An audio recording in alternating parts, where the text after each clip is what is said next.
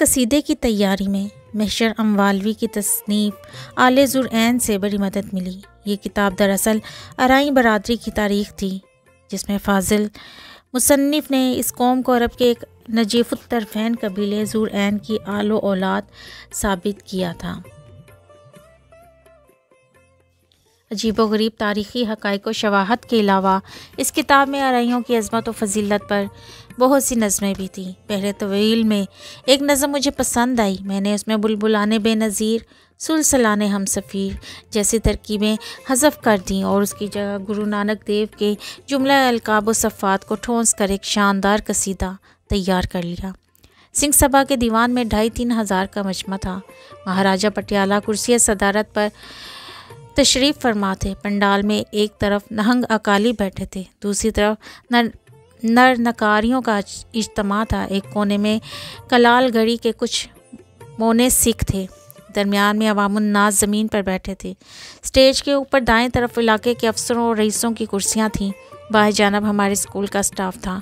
पंडाल से बाहर एक कोने में 30-40 मुसलमान मर्दो ज़न भी अछूतों की तरह अलग तक थलग खड़े थे। ये चमकौर की अराई बरादरी थी, जो करम बख्श की तरगीब पर सिखों की भरी महफिल में मेरी तकरीर का महय्युरुल अक्ल कारनामा देखने के शौक़ में चले आए थे। स्टेज पर आकर मुझे अपनी ज़िंदगी की पहली तकरीर करने में कोई ख़ास दुश्वारी पेश ना आई। मेरा काम तो फ़कत ज़बान हिलाना था, वरना फ़िक्रे पर फ़िक्रा तो शरर और शरार और आज़ाद के कलम से निकलकर खुद ब खुद परवास करता था। पंडाल में बिल्कुल सकूत था। जब मैंने तरन्नुम से बहरे तवील का कसीदा अलापना शुरू किया तो यह सन्नाटा और भी गहरा हो गया। मेरी तकरीर दिल पजीर ख़त्म हुई तो पंडाल में कई जानब से शाबाश शाबाश की आवाज़ें आईं। महाराजा पटियाला, जो कुर्सी सदारत में नीम व ख्वाब दीदा थे, अचानक चौंके। उन्होंने मुझे थपकी दी। अपनी जेब से मलका विक्टोरिया की मूरत वाला चांदी का 1 रुपया निकाला। इससे उंगली में आवेज़ा करके अंगूठी से उछाल कर टन से बजाया और मुझे इनाम में दे दिया। दीवान ख़त्म होते ही मेरी जमात के सिख लड़के मुझे कशां कशां स्कूल के पिछवाड़े में ले गए। कुछ देर इन्होंने राजगुरु का खालसा बाकी रहे ना को अलाप कर मेरे गिर्द घेरा इतना तंग कर दिया और भंगड़ा डालना शुरू कर दिया, और फिर महाराजा पटियाला के इनाम का रुपया ज़बरदस्ती मुझसे छीन लिया। मेरे मज़मून और कसीदे की कामयाबी ने गोया मेरे सीने में बंधी हुई बहुत सी कुंडियाँ खोल दी। आले ज़ुरऐन की नज़मों से काफ़ी और रदीफ़ जमा करके अब मैंने कुछ अपनी तुकबंदी भी शुरू कर दी। पहले रौनक जमवी तख्लीक रखा, फिर किसी ज़रूरत शरई से मजबूर होकर जाफ़र चमकौरी से बदल डाला। मेरा एक शेर ख़ास तौर पर हमारे स्कूल में ज़बान ज़द-ए-आम व ख़ास हो गया और सिख तलबा भी उसे शौक़ से अपने जवाब बेमज़मूनों में इस्तेमाल करने लगे। शेर अर्ज़ किया था, ये ऐसा अजब शहर चमकौर है कि सानी नहीं जिसका लाहौर। रफ्ता रफ्ता मैंने अपनी ब्यास भी खोल ली। एक रोज़ शाम के वक्त मैं नहर के किनारे टहल कर फ़िक्रे सुखन कर रहा था कि मास्टर मंगल सिंह बाईसाइकिल पर सवार उधर से गुजरे। मुझे देखकर रुक गए और ब्यास लेकर उसका मुआयना करने लगे। 1-2 जगह ठुनक कर मुझे घूरा और गुस्से से हूँ कहा। फिर एक गज़ल पर पहुँचे जिसमें अर्ज़ किया था, मेरे मुँह पे जुल्फ़ें गिराने को आजा, मेरी बात बिक्री बनाने को आजा, तेरी याद की घंटियाँ बज रही हैं, मेरे दिल की दुनिया बसाने को आजा। बुरा हाल है जाफ़र खस्ता जान का, मेरी जान जाना बचाने को आजा। मास्टर मंगल सिंह बिजली की तरह तड़पे और ब्यास फाड़ कर नहर में फेंक दी। फिर वो दोनों हाथ कमर पर रख कर जल्लाद की तरह मेरे सामने खड़े हो गए और करक कर बोले, वर्निकोलर का इम्तहान सर पर आ खड़ा है और ये मिर्ज़ा गालिब की औलाद शायरी के टल खड़का रही है। क्यों बे, ये क्या वाहियात बकवास है। उन्होंने मुझे बालों से पकड़ कर घसीटा और टांग घुमा कर ज़मीन पर पटक दिया। फिर वो देर तक लातों मुक्कों और थप्पड़ों से मेरी खातिर ख्वाह तवाज़ा करते रहे और अपनी बाईसाइकिल पर सवार होकर रुखसत हो गए। मैंने उठकर गालों को सहलाया, कोहनियों को सहलाया और कपड़े झाड़े और इत्मीनान की सांस लेकर असर मश्क शुरू कर दी।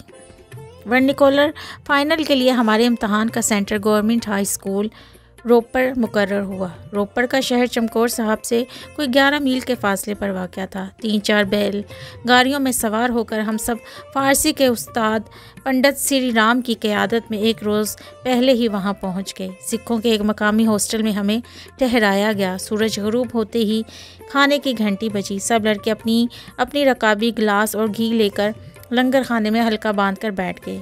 मुसलमान बस एक में ही था, इसलिए मुझे चौके से बाहर दूसरों से अलग खासी दूर बिठाया गया। एक लांगड़ी किरछी हाथ में लिए दाल बांट रहा था। दो सिख एक बहुत बड़े तवे पर तेज़ रफ्तारी से फुलके पका रहे थे। वो बार बार अपनी दाढ़ियाँ खुजलाते थे और पसीने के बड़े बड़े कतरे रोटियों के लिए गुंदे हुए आटे में मुसलसल टपक रहे थे। यूं भी वक्तन फ़वक्तन वो अपनी गर्दन और बगलों का पसीना पोंछकर इन्हें गीली हाथों से चपातियाँ पकाने लगते थे।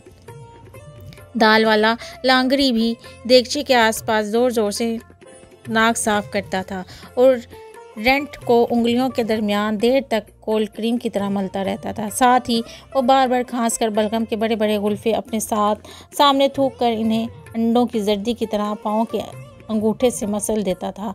लांगरियों के ये बेतकल्लुफ़ाना अंदाज देखकर मेरा जी मतलाने लगा और मैं सर दर्द का बहाना करके खाना खाए बगैर लंगर से हॉस्टल के जिस कमरे में मुझे जगह मिली उसमें 10-12 सिख लड़के और भी थे। सोने से पहले उन्होंने कपड़े उतार डाले, कुछ देर नंगे टहलकर जिस्म को हवा लगाई और फिर एक एक खचरा और बंडी पहनकर बैठ गए। पहले उन्होंने अपने केस खोले और इन्हें झटक झटक कर कंघा किया। फिर सरसों का तेल डालकर दाढ़ियाँ चढ़ाईं और उन पर मैली मैली पट्टियाँ सी बांध लीं। बगलों के लंबे लंबे बालों को भी उंगलियों से मरोड़ मरोड़ कर उनमें कुंडल डाले और इस टॉयलेट से फारिग होकर वो बड़ी देर तक आपस में गुफ्तगू करते रहे और ढींगा मुश्ती करते रहे। 2 लड़कों ने आमने सामने बैठकर हथ रस्सी का मुकाबला भी किया। लंगर से वो आपस में शर्तें लगाकर चने की दाल के साथ 20-20, 30-30 चपातियाँ खा कर आए थे। अब रज़ाई में लेटकर अगर एक लड़का डकार लेता था तो बाकी सब भी उसके मुकाबले में ज़ोर ज़ोर से डकारते थे। अगर एक लड़के से बादे शिकम का झोंका सरजद होता था तो दूसरे भी बाआवाज़ बुलंद उसका साथ देते थे। रफ्ता रफ्ता कमरे की फ़ज़ा में संडास की कसाफत रच गई और रज़ाई में मुंह सर लपेटे मुझे भी सारी रात उबकाइयाँ आती रहीं। सुबह 9 बजे पर्चा था। पर्चा ख़त्म होते ही मैं इम्तहान के हाल से निकला और बाप्यादा चलता हुआ गुरूब आफ्ताब के वक्त चमकौर साहब पहुँच गया। अगली सुबह फिर मैं 4 बजे दूसरा पर्चा देने रोपड़ के लिए पैदल रवाना हो गया। करम बख्श मुझे नहर तक छोड़ने आया। शदीद सर्दियों के दिन थे। चारों तरफ बड़ी गहरी धुंध छाई हुई थी। घास पर कोहरा जमा हुआ था। घुप अंधेरे में दूर तक फैले हुए झुंडियों नजर आते थे, जैसे बहुत से हाथी सूंड उठाए खड़े हों। वक्तन फवक्तन गीदड़ों के चीखने की आवाज़ भी आती थी। उनकी चीखों के साथ गांव के कुत्ते भी जोर जोर से रोने लगते थे। उन दिनों सारे इलाके पर जगमोहन सिंह डाकू और इसके गिरोह की दहशत बैठी हुई थी। उनकी शजात, सखावत और बेरहमी के अजीबोगरीब किस्से ज़ुबान ज़द-ए-आम ख़ास थे। कभी कभी मेरे दिल में एक दबी दबी ख्वाहिश चोरी चोरी सर उठाती थी कि अगर किस्मत जावरी करे और जगमोहन सिंह डाकू मुझे पकड़ कर अपने गिरोह में शामिल कर ले तो मेरी ज़िंदगी का भी कोई मकसद बन जाए। करम बख्श ने मुझे बताया कि जगमोहन आजकल शिमला पहाड़ के राजों और राजवरों की लूट मार में मसरूफ़ है, इसलिए नहर सरहिंद का किनारा मुसाफिरों के लिए बिल्कुल महफूज है। ताहम एहतियातन उसने मेरी पॉकेट वॉच उतरवा कर अपने पास रख ली। मुझे नहर तक पहुंचाकर करम बख्श वापस लौट गया। मैंने अपनी लाठी कंधे पर रखी और रोपड़ की तरफ रवाना हो गया। कहने को तो मैं रवाना हो गया, लेकिन दरअसल मेरे पाँव में सीसा भरा हुआ था। कुछ सर्दी और कुछ खौफ से मेरा तन बदन बर्फ़ की तरह ठंडा हो रहा था और आसपास ज़रा सी खरखराहट से दिल उछल कर गले में फंस जाता था। अभी कुछ दूर ही गया था कि नहर की पटरी के ऐन दरमियान 2 अंगारा सी आंखें मुझे घूरती नजर आईं। मैंने खांस खांस कर अपनी लाठी ज़ोर ज़ोर से ज़मीन पर मारी तो जंगली बिल्ला म्याऊं करके झाड़ियों में भाग गया। चारों तरफ छाए हुए सन्नाटे ने गुंबद में वो म्याऊं देर तक सोरे इसराफील की तरह गूंजती रही। 2-4 गीदड़ भागते हुए आए और मेरा रास्ता काट कर गुजर गए। एक दरख्त पर इतनी चमगादड़ें पर फैलाई उल्टी लटकी हुई थी कि शाखों पर काला काला साइबान तन गया था। मेरे कदमों की चाप उनके आराम में खलल पड़ा तो चंद चमगादड़ें अजीब खौफनाक आवाज़ से चिल्ला उठी। आगे गया तो एक टुंट मुंट दरख्त पर बहुत से बंदर और चंद लंगूर शाख बशाख उल्टी कलाबाजियाँ खा रहे थे। एक लंगूर बड़ी अजीब बाजी गिरी कर रहा था। दरख्त की शाख के गिर्द वो अपनी दुम लपेट कर झूले की तरह झूलता था और फिर फ़ज़ा में कलाबाजियाँ खाता हुआ किसी दूसरी शाख की तरफ लपकता था, लेकिन दूसरी शाख को छुए बगैर वो इसी तरह हवा में कलाबाजियाँ खाकर वापस लौटता था और हस्बे साबिक पहली शाख के साथ उल्टा लटक जाता था। इस तरह की असली लंगूरी जुस्त ज़िंदगी में सिर्फ उसी रोज़ देखना नसीब हुई। इसके बाद ये करतब फ़कत अमूर रियासत और सियासत और सफारत में ही नज़र आए। दो तीन बंदर नहर की पटरी पर भी बैठे थे। देखो ठहलते का बहाना। नीयत तो मेरी देर से डावाडोल हो रही थी। अब बंदरों और लंगूरों को अपनी राह में हाइल देखा तो दिल ने बेख्तियार गवाही दी कि जान है तो जहान है प्यारे, इम्तहान को गोली मारो और आराम से घर वापस लौट चलो, पर निकोलर फाइनल अगले साल भी हो जाएगा। मैं इसी शशोपंच में खड़ा था कि सन्नाटे में से दूर से हरिओम हरिओम की आवाज़ लहराई और तारीकी में एक पतला सा साया उभरा और हरिओम राम राम सत्य है की माला जपता तेज़ तेज़ मेरे करीब से गुजर गया। ये मस्कूदन पाधा था। मस्कूदन पाधा चमकौर साहब के हिंदुओं का परहवत था। सिख और मुसलमान भी उससे अपने बच्चों की जन्म पत्रियाँ बनवाते थे। नजूम और रमल में महारत के बाइस सारे गांव में शादी ब्याह की तारीख, सफ़र पर रवाना होने की साथ और मर्गे हयात की जुमला रसूमात का प्रोग्राम ही तय करता था। आम बीमारियों का इलाज तो हकीम बसंत राम के सपुर्द था, लेकिन चीचक, खसरा, पलीग और हिज़ा जैसे मोजी अमराज पर मस्कूदन पाधा का कंट्रोल था। अजान की आवाज़ पर वो खाली टीन बजाना शुरू कर देता था ताकि बोल सुनाई ना दें। दुरूद शरीफ सुनकर वो कानों में उंगलियां ठोंस लेता था। जब कभी वो हमारे मोहल्ले से गुजरता था, मुसलमान बच्चे ज़ोर ज़ोर से दुरूद शरीफ पढ़कर उसके पीछे हो लेते थे। ये सुनकर मस्कूदन पाधा कानों में उंगलियां दिए इतनी तेज़ी से भागना शुरू कर देता था कि हम लोग भी उसके ताक़ब में बुरी तरह हांफने लगते थे। मस्कूदन पाधा का मामूल था कि वो सुबह 3-4 बजे उठकर ज़ोर ज़ोर से हरिओम हरिओम राम राम सत्य है की महारानी करता हुआ नहर पर जाता था और गर्मी हो या करा कि सर्दी, ठंडे पानी से स्नान करके अपनी पूजा पाठ शुरू करता था। उसके मामूल में ऐसी बाकायदगी थी कि उसके नहर पर जाने और वापस आने की आवाज़ लोगों के लिए अलार्म टाइप पीस का काम देती थी। मेरे करीब से गुजरकर मस्कूदन पाधा जब बंदरों के पास पहुंचा तो उनका एक जम्मे गफ़ीर उसके गिर्द जमा हो गया। हनुमान जी को नमस्कार करके मस्कूदन ने एक पोटली खोली और बहुत सी पूरियाँ बंदरों के सामने डाल दी। फिर वो नहर के किनारे एक पत्थर के सिल पर बैठ गया और पानी की गर्वियाँ सर पर डाल डालकर छपाछप नहाने लगा।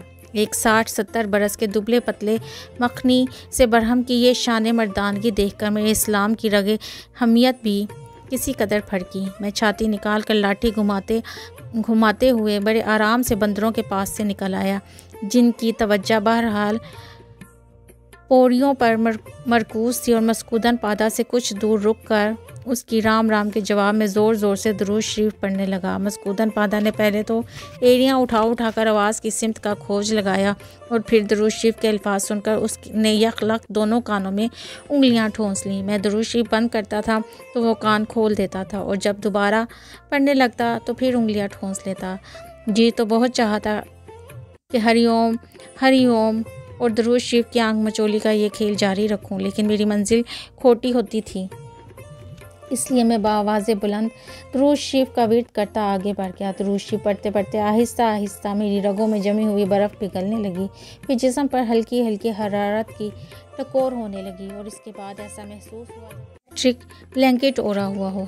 3-3.25 घंटे के बाद जब मैं इम्तहान हाल में पहुंचा तो खासा पसीना आया हुआ था। मैंने आराम से पर्चा किया और फिर हाल से उठकर दुरूद शरीफ पढ़ता हुआ खरामा शाम तक घर पहुंच गया। इम्तहान के बाकी 8 दिन भी मैं इसी लाहे अमल पर बड़ी पाबंदी से कारबंद रहा। जब नतीजा निकला तो निकोलर फाइनल का वजीफ़ा तो मुझे सिर्फ 2 बरस के लिए मिला, लेकिन दुरूद शरीफ का वजीफ़ा मेरे नाम ताहयात लग गया। ये एक ऐसी नेमत मुझे नसीब हुई जिसके सामने करम बख्श के सारे वजीफ़े गर्द थे। इसके लिए ना पुरानी बाउली के पानी में रात को 2 दोपहर एक टांग पर खड़ा होना पड़ता था, ना कुएं में उल्टा लटक कर चिल्ला माकूस खींचने की ज़रूरत थी। ना गग्गा मारी में ढोल ढाल की ताप पर कई कई घंटे हाल खेलने की हाजत थी, ना मराकबे की शिद्दत थी, ना मुजाहिदे की हिद्दत थी, ना तर्के हैवानात, ना तर्के लज्जात, ना तकलील ताम, ना तकलील मनाम, ना तकलील कलाम, ना तकलील एहतलात माल अलाम, ना रिज्जत का डर, न वसवास की फ़िक्र, न ख़तरात का खौफ। ये तो बस एक तख्ते ताऊस था जो अनदेखी लहरों की दोष पर सवार आगे ही आगे, ऊपर ही ऊपर रवां दवां रहता था। दुरूद शरीफ ने मेरे वजूद के सारे उफ़क़ों को कोसे क़िज़ा की लतीफ़ रोदाओं में लपेट लिया। गुप अंधेरों में महीन महीन सी शाएँ रच गईं, जिन्हें ना खौफ व हरास की आंधियाँ बुझा सकती थी, ना अफ़कारो हवादस के झोंके डगमगा सकते थे। तन्हाई में अंजुमन आराई होने लगी। बड़ी महफिल में हुजरों की खिलवत समा गई। दिल शाद, रूह आबाद, जिस्म यूँ गोया कशिश सकल से भी आज़ाद। सबसे बड़ी बात ये कि दुरूद शरीफ की बरकत से पर्दा ख्याल पर एक ऐसी बाबरकत ज़ात के साथ गुर्बत का एहसास जारी और सारी रहता था, जिसके पाँव की खाक अगवास और अख्ताब और तादो अब्दाल की आँख का सुरमा, जिसके कदमों में दुनिया कामरान और उकबा भी बामुराद, जिसके ज़िक्र के नूर से अर्श भी सर बुलंद और फर्श भी सरफराज, जिसका सानी न पहले पैदा हुआ न आगे कभी होगा, और जिस रिनश पर रब्बुल बदील खालिकुल बारी अल मुसव्विर ने अपनी सनाई की पूरी शान तमाम कर दी। बलगल्लो लाबे कमाले ही कशफत दो जाबे जमाले ही हसनत जमीओ खिसाले ही सल्लु अलैहि व आलिही। 2 बरस के बाद मैंने मेट्रिकुलेशन का इम्तहान भी बिल्कुल इसी तरह रोपर और चमकौर साहब के दरमियान रोज़ाना पाप्यादा आते जाते और दुरूद शरीफ का विर्द करते करते पास कर लिया। दादी अम्मा चंद माह कबल फोत हो गई थी। एक दिन सख्त सर्दी में उन्होंने हस्बे मामूल ठंडे पानी से गुसल करके धूप में बाल सुखाए। रात को बुखार चढ़ा और अगले रोज़ डबल नमूनिया तशखीश हुआ। जब हालत ज़्यादा बिगड़ गई तो उन्होंने मुझे अपने पास बुलाकर चुपके से कहा, पुत अब चलाओ है, मूली खाने को जी चाहता है, चोरी चोरी लाकर मुझे खिला दो। मैं भाग कर खेतों में से 2 बड़ी बड़ी ताज़ा मूलियाँ ले आया। दादी अम्मा ने रज़ाई से मुंह सर ढांप लिया और नमक लगा कर दोनों मूलियाँ मज़े से खा लीं। उसी शाम उनका इंतकाल हो गया। उस वक्त उनकी उम्र 108 बरस के करीब थी। यूँ तो करम बख्श पर खुशी ज़्यादा असरअंदाज होती थी, ना गमी। इस पर कभी गर्मी का असर होता था, ना सर्दी का, कांटों का, ना सांप बिच्छू का।